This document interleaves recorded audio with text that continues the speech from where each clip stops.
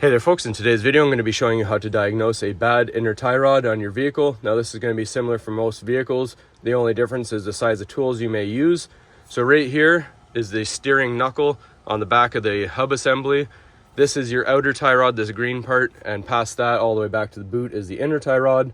Now you may have clunking when you're steering, so we're going to go ahead and check that out. So first thing you need to do is look at your nut on the bottom of the steering knuckle. You may have a cotter pin like this. If you do, remove it and then remove your nut, and then we're going to hammer this out.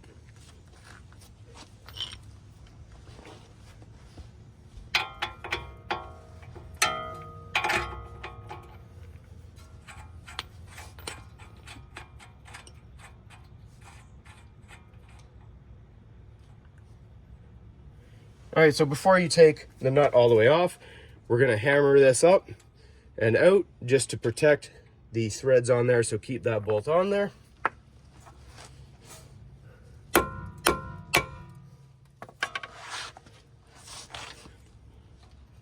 Remove the nut the rest of the way, and out comes your tie rod.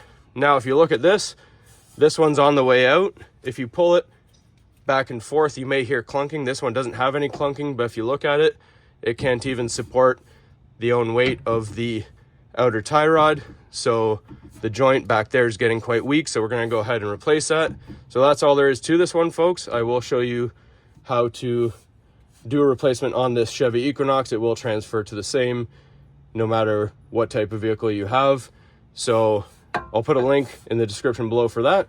Stay tuned, and as always, please don't forget to like and subscribe.